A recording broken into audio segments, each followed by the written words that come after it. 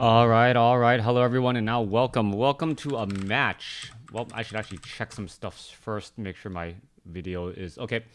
Everything looks good on this one. And hello, everyone, and welcome to a match. This is going to be a 2v2 match. And why am I streaming on Tetris? That is not accurate. All right, there you go. Done. All right, updating the stream info to get everything underway. This is going to be a 2v2 matchup. Lawliet and 120 versus Fortitude, also known as Romantic. And I believe this is FoCuS. Let me go ahead and make sure it is going to be FoCuS. So game is already underway. Thank you, everyone, for tuning in. A little bit of setup delays. Let's see. Can I actually do the population? Nope, population does not work. So I'll be clicking around like a madman in order to get everything up and running.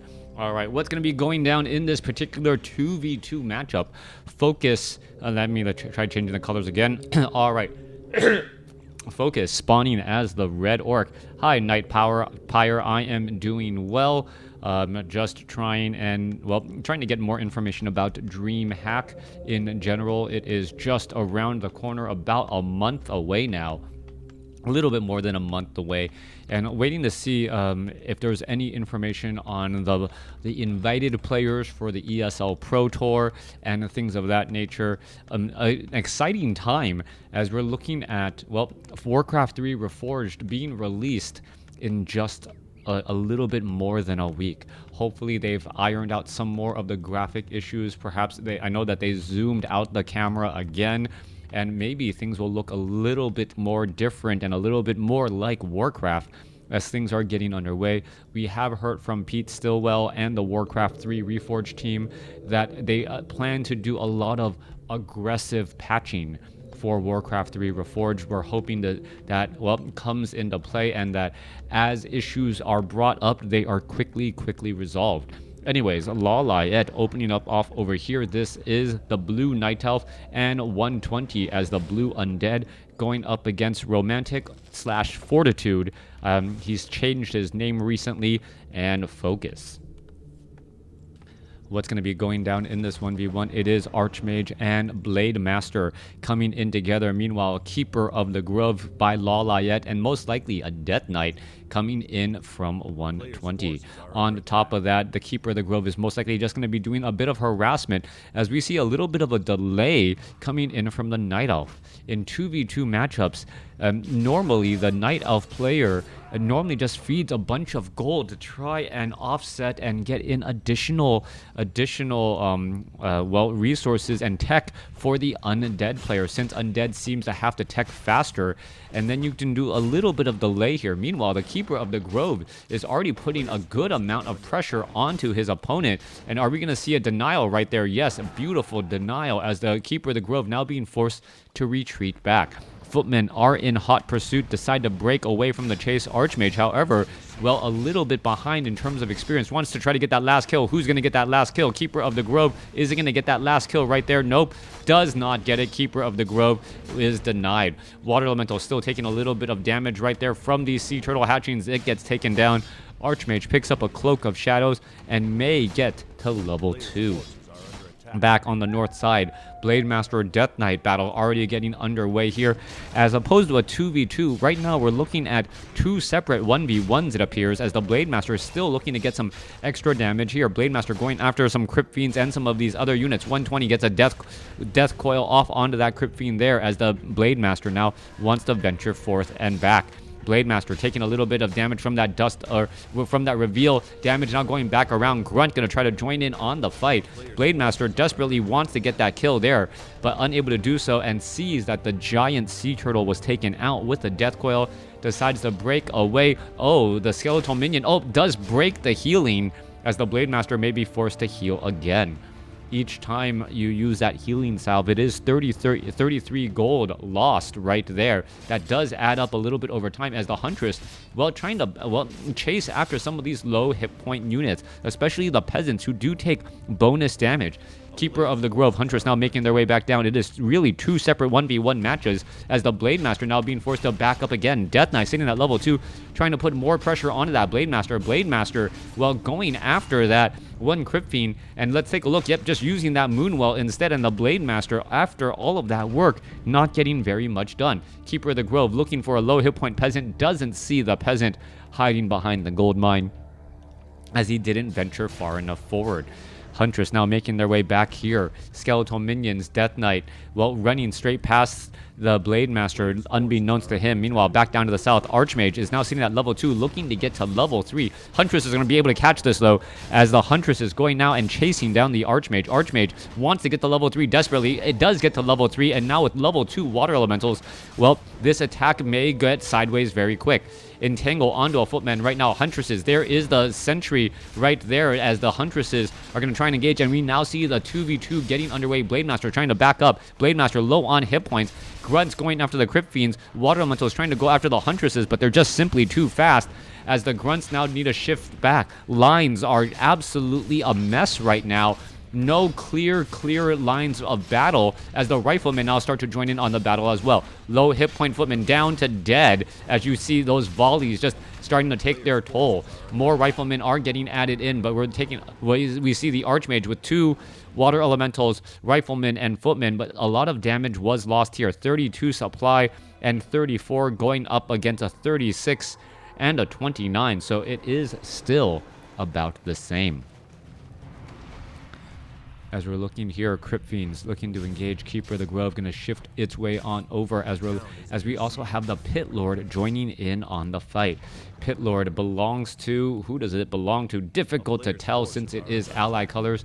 I do believe the Pit Lord actually belongs to, does it belong to 120? No, it does not belong to 120. Actually belongs to Lawliet as the Death Knight now makes its way back over. Death Coil onto the Blade Master, perhaps no, as the Death Coil does save a Crypt Fiend. Crypt Fiend getting low here, and the Crypt Fiends being able to just deal and focus so much damage so quickly as the units were trying to retreat.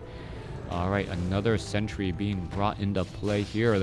We're going to see another engagement. Oh, Ancient of War going to absorb a whole bunch of damage from the Gargantuan Sea Turtles. This is a potential Creep Jack going badly as we're looking at a Crypt Fiend going to get taken out. One more shot. There it goes. Howl of Terror counteracting much of that damage as the units are still trying to make their way through. Mass detonation coming across. Crypt Fiend's going to take down perhaps a grunt or 2. Yes, there it goes. Wisp are here for the detonations, and Water Elementals are now down. Howl of Terror. Well, Pit Lord with double gauntlets of Ogre Strength, able to deal bonus damage. Also having a lot more hit points than you would expect for a level 1 Pit Lord with that bonus 6 strength. 900 hit points right there. Gargantuan Sea Turtle will fall. Is it going to give level 2? No, as there are simply too many heroes nearby. Potion of Invulnerability given to the Pit Lord. Mountain King trying to heal back up as well. Shadow Hunter, Archmage, Mountain King, Blade Master, all here working together as both sides are now taking this time to creep. Pit Lord could benefit from perhaps a bit of cleave damage right now. Gargantuan Sea Turtle about to get taken down. There you go. Getting up to level 2. Are we going to see that cleave damage? Giant Sea Turtle also getting taken out very, very quickly. Turning into a game of creep camps now.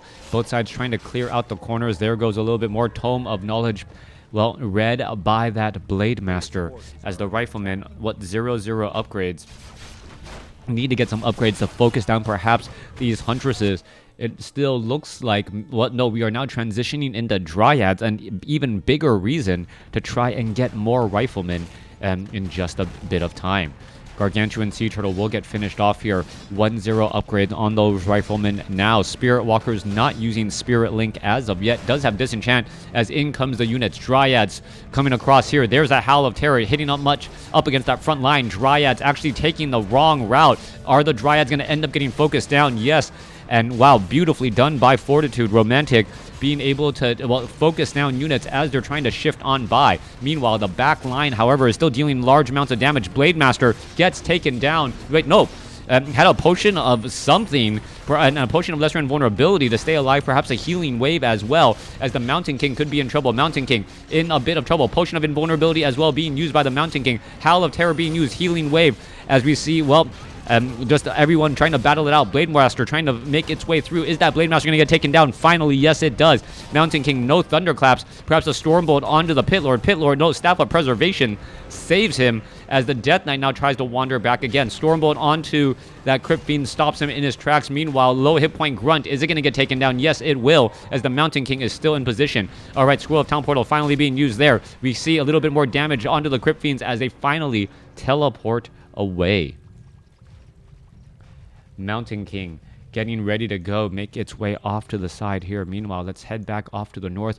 Ogre Lord Creep Camp should be cleared up. Keeper of the Grove try and do another Creep Jack harassment as the Pit Lord, well, with 1125 hit points at level 2 with major damage as well. All right, turnabout is fair play, trying to come back the other way, picking off some units in transit again. More riflemen. However, we're taking a look at some big, well, slow, those Dryads dealing massive damage, and that slow poison Howl of Terror eating, well, eventually taking its toll. All right, Death Coil onto an ethereal form of Spirit Walker. More damage. Frost Nova slowing the remaining units down. Spiritling trying to save some more of those units as well, but simply not working out well enough. Kodo Beast with War Drums going to give big damage. Blade Master now back out onto the field. Double Gloves of Haste, but no Claws of Attack as the Riflemen get ready for that next engagement. Lich sitting at level 2, just shy of level 3. Pit Lord sitting at level 3 there. Death Knight sitting at level 3. This is coupled with a Keeper of the Grove. Excuse me, the Pit Lord does belong to the Night Elf. Very difficult to keep track of who is who, as they're all just the same color. Anyways, let's go ahead and battle it out through. Once again, Rifleman going to get focused down very quick. Engaging units there. Rifleman trying to fight back there and focus down some of those units. Blade Master really not dealing that much damage right now as the Pit Lord, well, getting surrounded and now, well, getting freed up. Blade Master units, Lich trying to get away. Lich down to, well, 508 hit points after a beautiful Death Coil. Blade Master is still going to be in a little bit of trouble as all these units are continuing to fight again. Lich gets up to level 3. Obsidian Statue, very low on hit points, just outside of the range of the Rifleman, though, as the units are fighting their way through. Mountain King was taken down earlier. One Obsidian Statue in the back, still doing a great job healing and doing it slowly but surely. All right, let's take a look. Destroyer could get taken down. There it goes. Blade Master gets up to level 3. Archmage sitting at level 4. Scroll of Town Portal finally being used there as the low hit point Obsidian Statue looks like it will live to fight another day as the remaining peons, well, get cleaned up. FoCuS now in a little bit of trouble right now, freeing and giving in a little bit of additional experience as well. 120 and Lawliet perhaps going to use this opportunity to clear out a red creep camp and continue to gain that tactical advantage as we see, what is that, 0 armor? Yeah, 0 armor on these units after the Orb of Corruption cancels out any potential inner fire bonus. Ogre Lord going to get taken out there as well. There you go. Death Knight up to level 4. Are we seeing level 2 Unholy Aura? No, not quite yet. It could be Death Pack. Lich is sitting at level 3 with plus 20 damage. Very high damage indeed as the Unholy Aura is now at 2.